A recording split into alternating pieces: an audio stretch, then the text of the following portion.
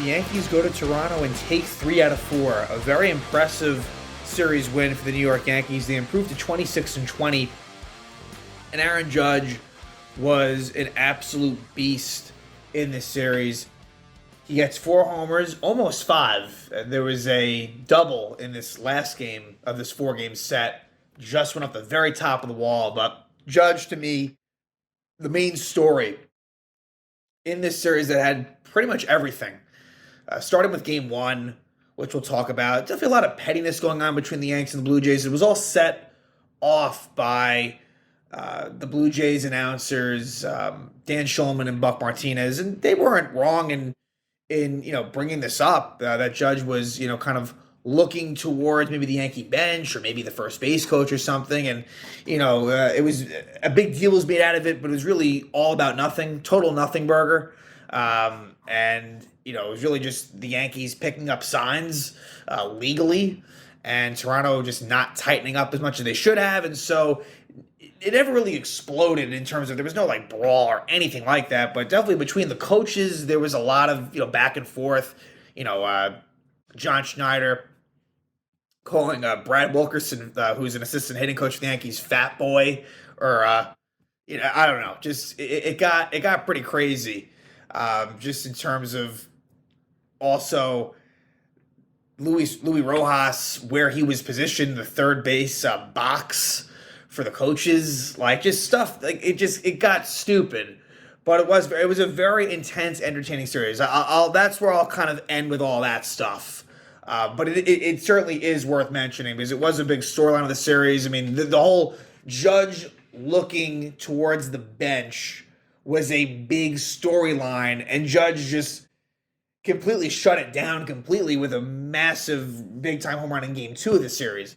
What I also find interesting in here is that the Yankees actually never trailed at any point in these 4 games until they lost Game 3 in extra innings. So while there was, gameplay going on, the Yankees never trailed. So it was just, and again, the Yankees, they're not even close to whole. And, Vlad Guerrero did leave towards the end of the second game of the series. He would have a pinch hitting appearance in tonight's game. But, the Yankees caught a bit of a break there, but really it didn't, the Blue Jays still won one of the games that didn't even start. So it was a well-earned 3 out of 4 for the Yanks. Again, Judge just was absolutely brilliant. And those numbers are starting to really come up for him. And, it's good to see. We know how important he is to this team, and he was just absolutely brilliant. But let's just get right into this. And just in terms of, there were some injuries that occurred in this series. I guess I'll mention them briefly here. And the two that come to, there was, and a suspension as well. So in Game 2, Herman is ejected from the game. We saw this a few weeks back home against the Twins, where Herman had what appeared to be some potential sticky stuff on his hands. This was the same umpire crew, and they got rid and they tossed him out. That's look, shame on Herman, because how dumb can you be when you have the same crew? That's just absolutely stupid. And he was pitching really well, and maybe that was part of the reason why. You have to question it. So we'll see how Herman does once he comes back from this 10-game suspension. Keep in mind that he is on the roster. He takes up a roster spot. So it puts the Yankees in a bit of a tough spot. And that suspension is already in effect. So it's already been 2 games, 8 more to go. Luckily, Severino will be coming back this weekend, but still, that wasn't great. And it was just pure stupidity. In conjunction with that, Ian Hamilton, who's really been a godsend out of the bullpen for the Yanks, just done a really nice job. He sustains a groin injury. So he is going to be out approximately 4 weeks. That hurts. And so Nick Ramirez took his roster spot. And then Jose Trevino in the third game, I believe it was, they said it was a hamstring injury. So Trevino, they think it's only going to be a short stint, but they also said that about Donaldson, and here we are still. So Ben Rortvedt will finally get his first action as a Yankee since that trade from the Twins, and we'll see what he does. Higashioka started tonight, but we will most certainly see Rortvedt in the Reds series. I think those are the only roster maneuvers that had happened. If any comes to mind, I will certainly bring that up. But first game, they went with an opener. So I brought up how at the end of the Rays series, how there was a thought that they might, go with the opener, and they did do that.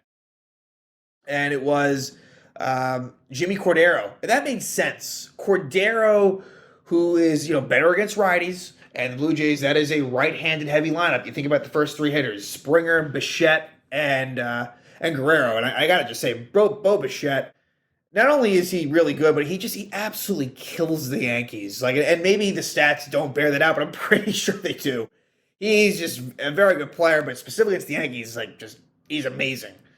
So not to say that, because look, Guerrero's had big time moments versus the Yankees as well, and of course Springer going back to the Astros. But yeah, so Cordero made a lot of sense, and Johnny Brito was good.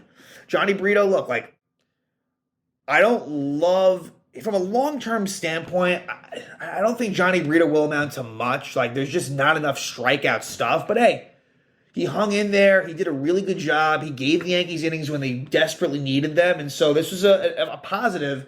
And this Herman suspension keeps Brito in the mix. And so Saturday versus the Reds, you might see another opener situation with Brito being the bulk guy. That is in play, again, because the Yankees have listed that as TBD. So it makes you think that there's a chance that it happens again. And we'll see. And for the Blue Jays, it was Alek Manoah. And Alek Manoah, who is normally amazing against the Yankees, even this year, in a struggling year for Manoah, was absolutely horrific. Went 4+ innings, allowed 7 walks, 6 hits, 5 earned runs, only 3 strikeouts, a couple of homers allowed, just a really putrid. Manoah, he just doesn't look like the same pitcher we've seen. I'm sure he'll get it back, but wow, absolutely awful performance by Alek Manoah. So the Yanks, they get up to the early lead. I will also say that in this game, you had no DJ LeMahieu and no Harrison Bader. And Bader would come off the bench for defensive purposes in the ninth, in the ninth inning. So, but yeah, so the Yankees a little bit lesser of a lineup, but it didn't really affect them. The offense was solid in this game, definitely.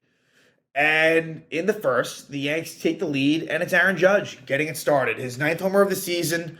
To right center field, and the Yankees are up 1-0. Then, with 2 out, you get a Gleyber Torres single, and then Willie Calhoun with a 2-run homer. So, Calhoun gives the Yankees a 3-0 lead. And, for Calhoun, he had been struggling a little bit, so that was nice to see him, hit that home run. Obviously, he's in a spot where playing time is far from assured, so that was big. Gives the Yankees a 3-0 lead. Jimmy Cordero goes 1-2-3 in the first and second. I will say this, though. There were definitely a lot of hard hit balls that, the Yankee, that were hit right at some Yankees. So Cordero is as good as it was. He's 6 up, 6 down. It's a little bit misrepresentative of what actually happened.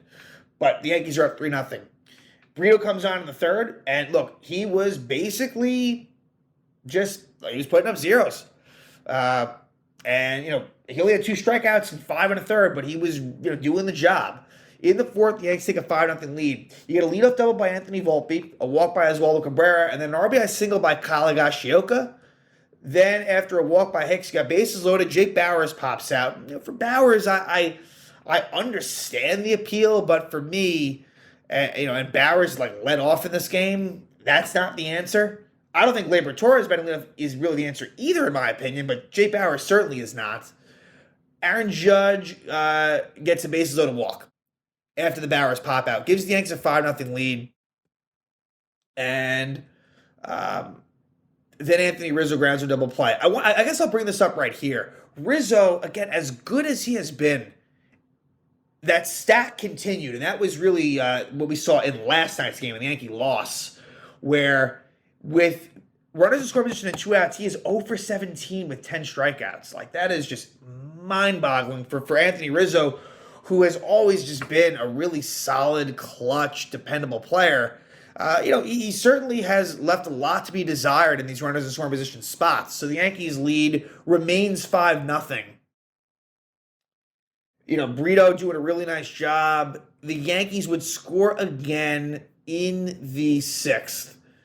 And, ironically, Rizzo, who, I was just criticizing, does come through with a RBI double off the lefty Tim Mesa, who I think he's had some good success off Mesa, at least in the Yankee Blue Jay interactions. Lefty, that doesn't, a lefty coming in for Rizzo doesn't really affect him. And so the Yankees take a 6-0 lead at that point. Then let's jump into the eighth. And the eighth is where things get very interesting. Jay Jackson, who has since been sent down, a veteran journeyman type. What's interesting is Aaron Boone gets ejected during the Judge at bat, up 6-0, mind you. There was a bad call by the ump where it was a low strike that was it was a ball, but they called it a strike.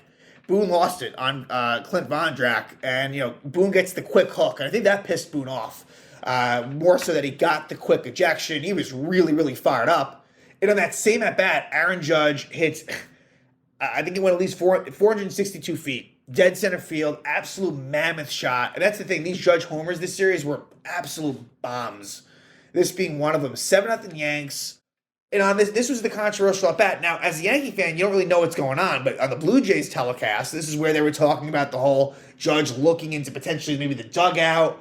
It looked like, and look, there was definitely, Jackson was tipping his pitches, or Alejandro Kirk something was going on there where they figured it out. And look, and Judge hits his second homer of the night, his 10th homer of the season. In the bottom of the eighth, things get unnecessarily interesting, and Brito gives a lead-up double to Matt Chapman. Right down the line. It looked like it might have been foul, but it was called fair. Then an RBI single by Whit Merrifield makes it 7-1. Now here is where the beginning of the Gleyber Torres suckfest begins. And I gotta just say this. Look, Gleyber Torres, I know he's one of their better hitters. I get it. Gleyber Torres is not a winning baseball player. It's gotten to the point for me where I understand the appeal. I understand that there is talent there all around. Seriously, all around. In so many factors of the game, he can be an absolute plus.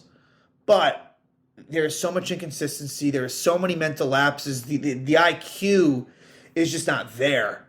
And so, for Gleyber, his error really sets things off. And lately, it's every little different thing. One of the big things lately has been the exchange on double play balls where he can't quite get the ball out of his glove and the throws are a little bit high. Just, the decision making. Gleyber Torres is very frustrating to me. If the Yankees are to, get it done in the long run, I don't know if Gleyber Torres, you can win with him. Don't get me wrong.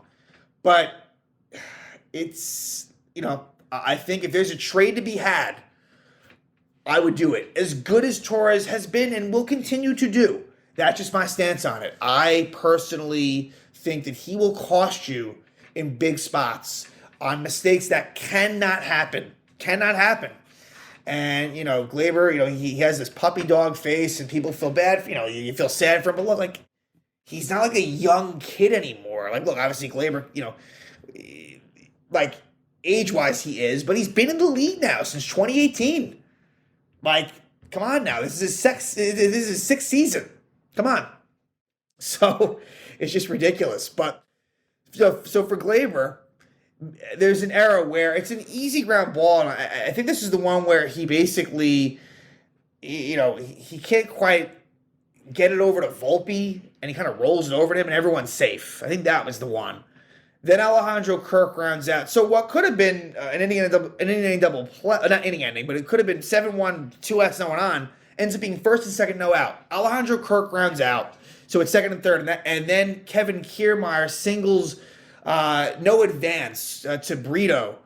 And, unfortunately, Brito couldn't come up with it cleanly, and that's all for Johnny Brito. Deserved better in that inning, honestly. It made sense to take him out, but it wasn't really his fault. Ian Hamilton comes on, and Hamilton, it was a rough go for Hamilton. A little bit unlucky, but it was a rough go.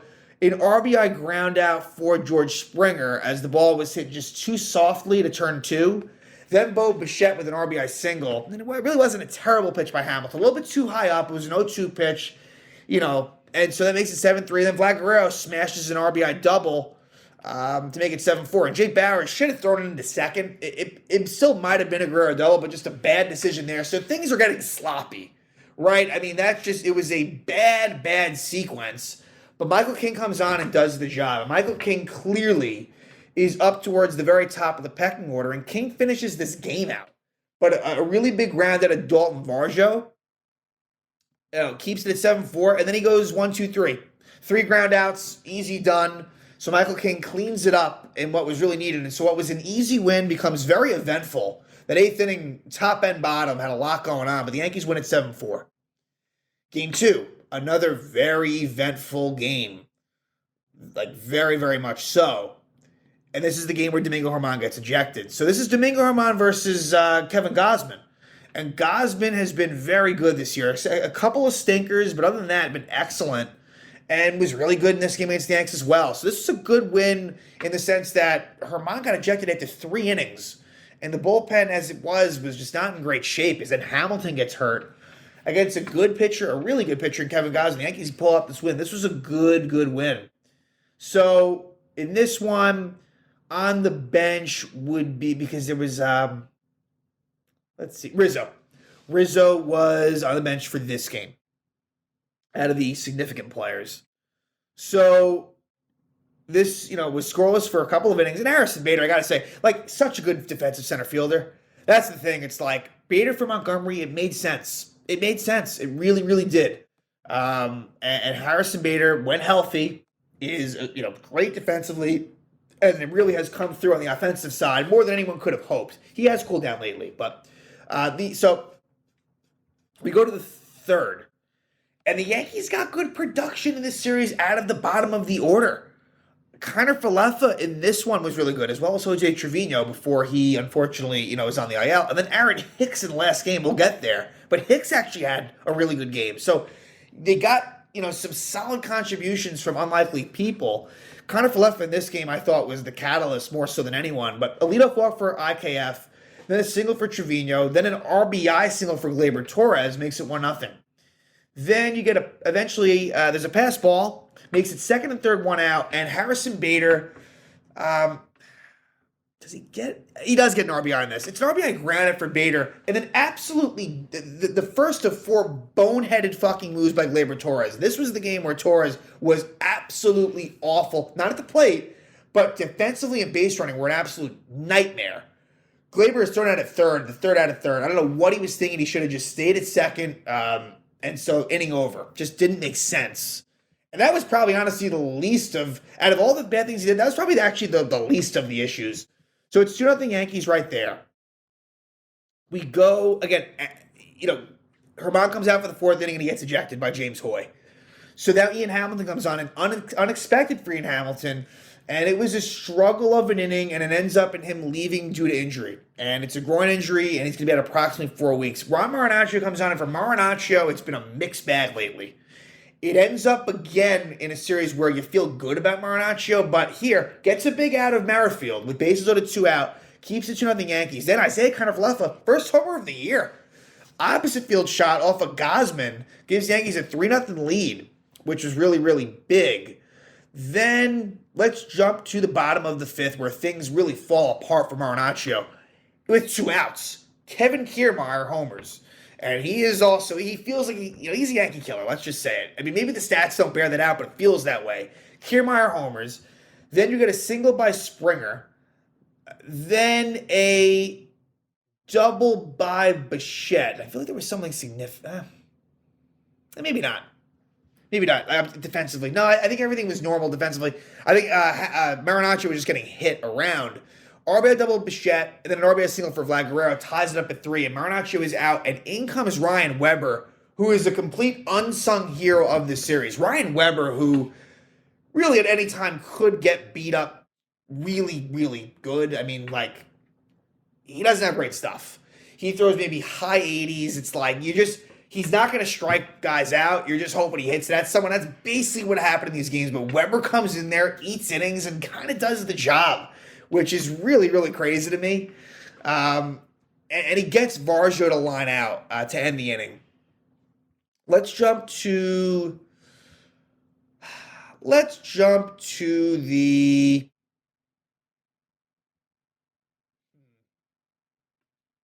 eighth.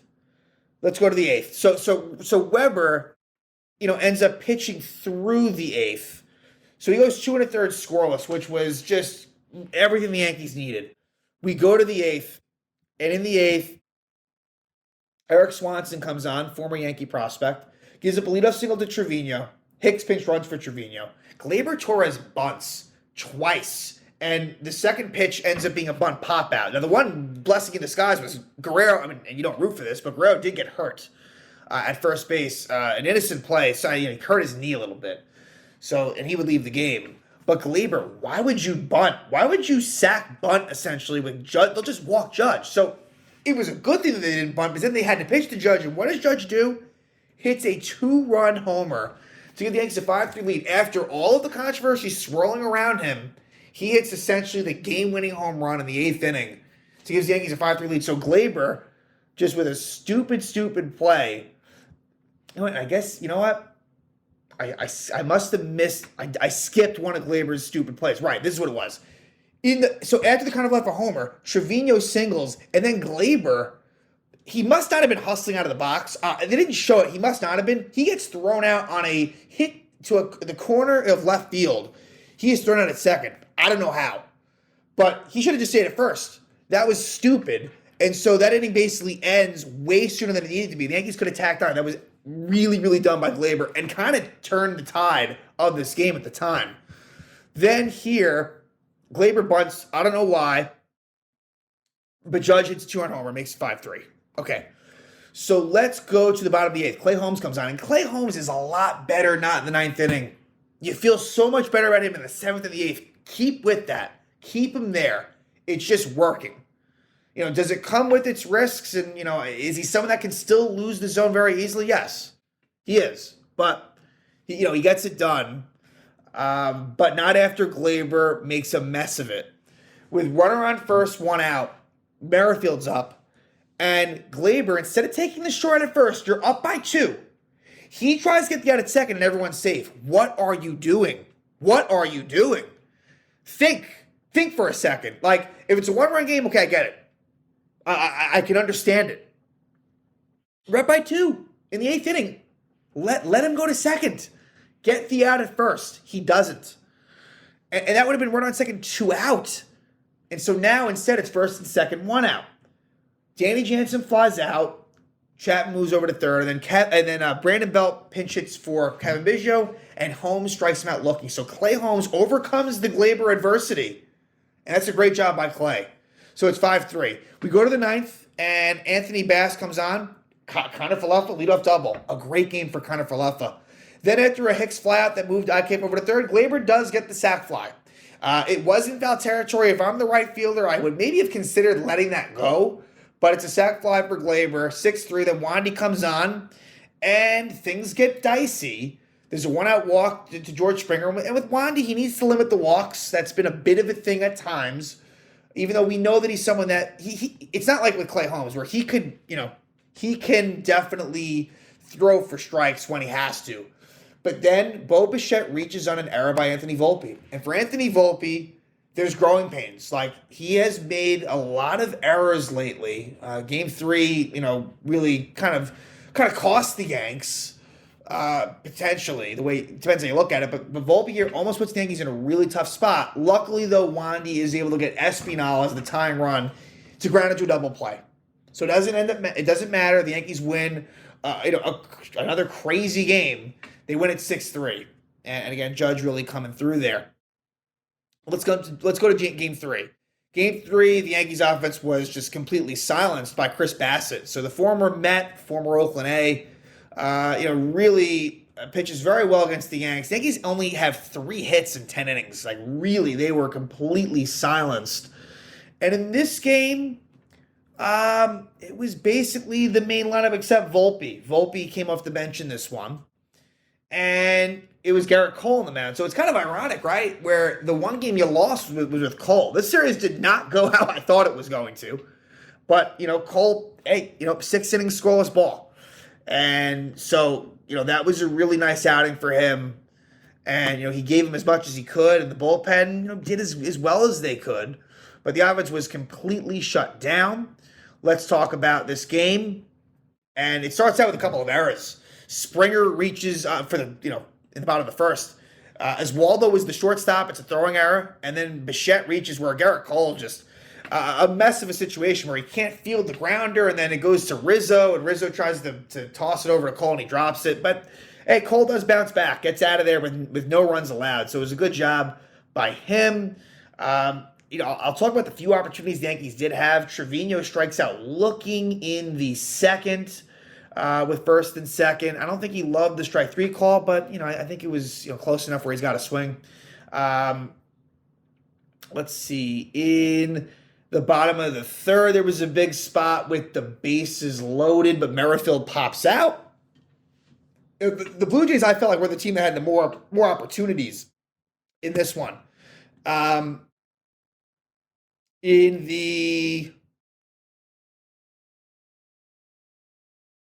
go to the seventh.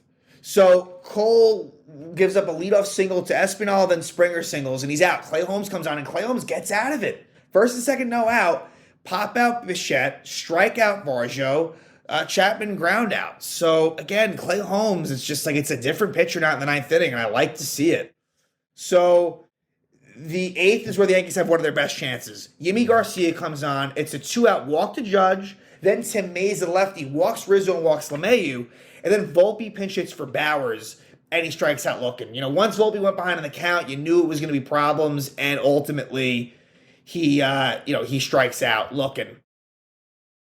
And, good job by Mesa there. Volpe was the guy to go to. Could you have gone to Kiner-Falefa or Hicks? I guess. But Volpe, you got to go Volpe. It's really not even much of a discussion. So, bottom of the eighth, Jimmy Cordero comes on it. And Cordero was very fortunate to come out of this with no runs allowed. A leadoff single by Brandon Belt. Then Kevin Biggio is the pinch runner for Belt.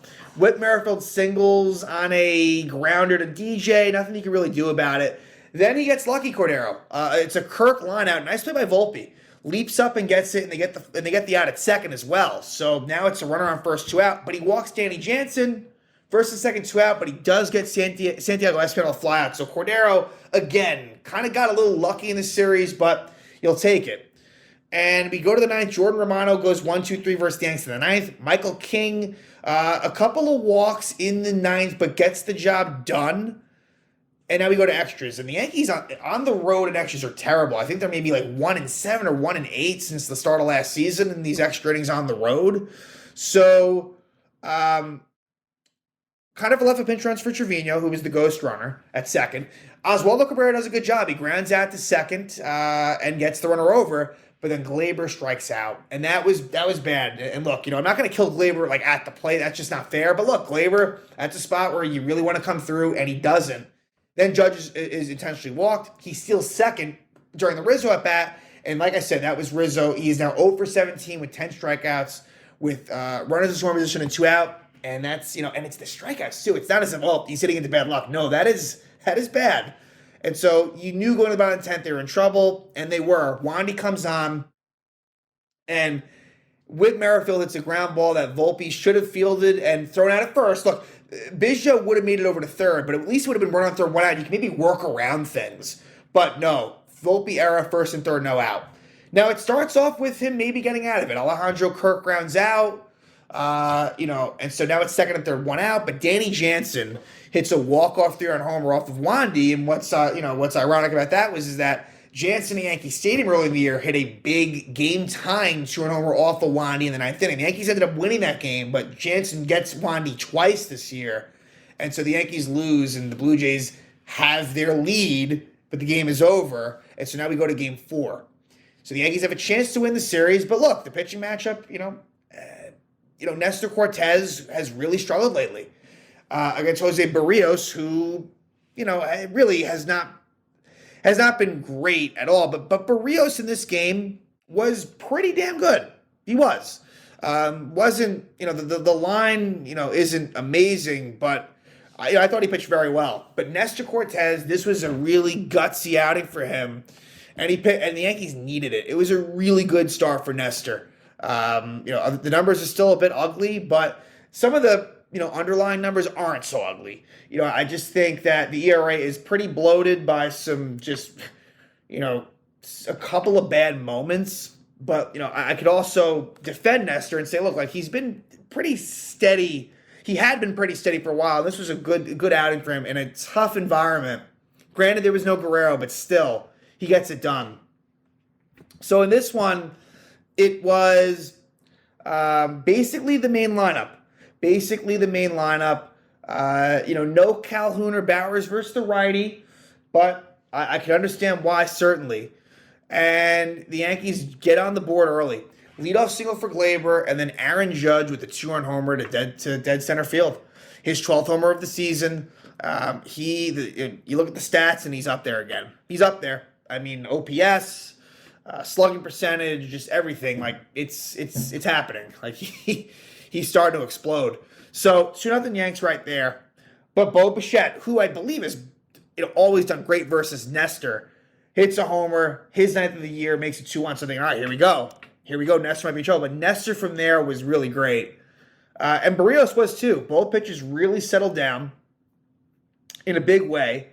And we go to, let's see here. Yeah, we jump to the 6th.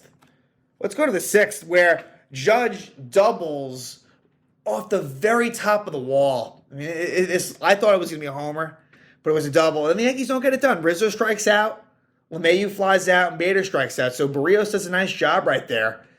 And, but Nestor continues to do well. Then in the 7th, Oswaldo Cabrera would lead off double. So Oswaldo, look, the numbers in the season are ugly, but lately it feels like he's getting out of it a little bit. And with 2 out, him still on second, Aaron Hicks with an RBI single. So Hicks, I thought this was Hicks' best game of the season. It was a 3-hit game, and he was impactful. As a lefty, big RBI single makes it 3-1 Yanks right there. Bottom of the 7th, you get a leadoff walk from Cortez to Whit Merrifield. And so that's all for Cortez. And for Boone, he was working with nothing. I think he called this, Nestor and the, what did he had a nickname, a funny nickname for this game, for this crew of relievers that came in. He called it Nestor and the Funky Bunch. It was Cortez, Weber, Abreu, and Marinaccio that finished this off. So Weber comes in, and it's looking bad to start. Jansen single, Kirk walk. Bases loaded, no out for Belt. And he flies out to shallow left, no advance. That was big. To start off with that was huge. And then Vlad Guerrero as a pinch hitter, like who knows what this could have been. It's a sac fly. It was hit pretty well, but it's a sac fly. And then George Springer lines out to center. So it was not pretty, but Weber gets his way out of it. And so Ryan Weber, again, as he did a few nights before, does the job. And so it is 3-2 going into the 8th. Nate Pearson comes on. Albert Abreu. The most impressive performance out of these relievers was Albert Abreu. And so for Weber, again, he doesn't have the stuff. He just has the guts. For Abreu, he has a major league arm. He just can't harness it. That's the problem. Albert Abreu, just checks off all the boxes in terms of just the stuff. And that was on display here. He strikes out Bichette. He strikes out Chapman after, a shaky down-the-line, left-field line situation from Chapman that just went foul. And then Varjo pops out. So Abreu, 1, 2, 3 against really the heart of that order without Guerrero in it. We go to the 9th. Anthony Volpe with a very big insurance run. A homer for Volpe. Down the left field line, his 7th homer of the season. This was the, how would I term this? The hardest pitch home run by a Yankee this season, where Nate Pearson, I think it was like a 98 mile per hour fastball. Let's see, what was it? Yeah, 98.6 miles per hour, and Volpe deposited out. Again, Volpe, the upside is through the roof for Volpe. That's the thing. Like this, he could be very special. And so that makes it 4-2. And that was really big. And Aaron Hicks gets a 2-out double as well. I got to mention that because, look, I got to give Hicks some love here. Look, he is one of my least favorite players on this team, but hey, this was a very, and it wasn't just like in meaningless spots. Like he actually came up in the clutch tonight. Ron Marinaccio comes on, and I think him getting that 2-run cushion was huge. 1-run lead for Marinaccio, I'm concerned about that. 2-run lead, feel a little bit better. And hey, No strikeouts, but he goes 1-2-3. Merrifield ground out, Jansen line out, Kirk fly out, and the Yankees win the series. They are 26-20, and they are essentially tied with the Blue Jays, who are 25-19. So that was really, really big. But the Red Sox are 24-20, so the Yankees are a little bit ahead of them. But all three of those teams are close, and then the Orioles are kind of in between, where it's the Rays who are like 6.5 up on the Yankees. You got the Orioles right behind the Rays, like 3 back. And the Yankees are about like 3 back of the Orioles. So the division is tightening up a bit.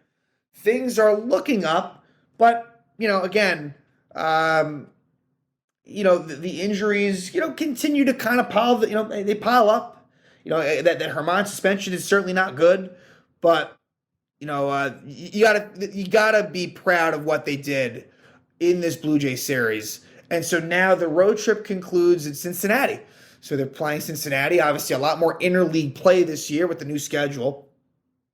And I expect a lot of runs in the series when I look at these pitching matchups. It's Clark Schmidt versus Ben Lively, who is making his first major league start since 2018.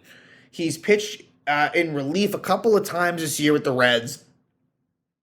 Done all right, but I don't expect him to really go too deep into this game, and to me, he seems like he's hittable. I look at his numbers, he doesn't strike out many guys, but we'll see. So that could be a high-scoring game.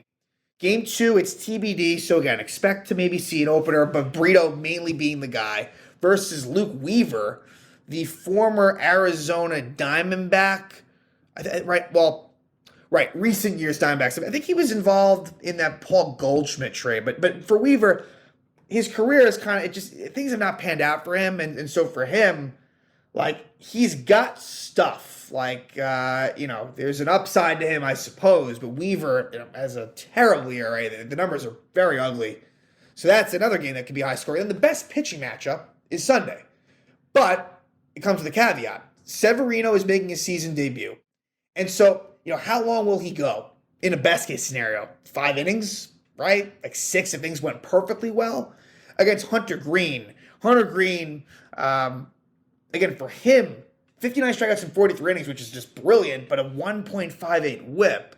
So it's been pretty ugly for him, but this is someone that possesses just really, really, a great arsenal of pitches. So, that's a fun one. Severino Green has potential. That could be a pitcher's duel. But it also has the potential to go off the rails. So this should be a fun series.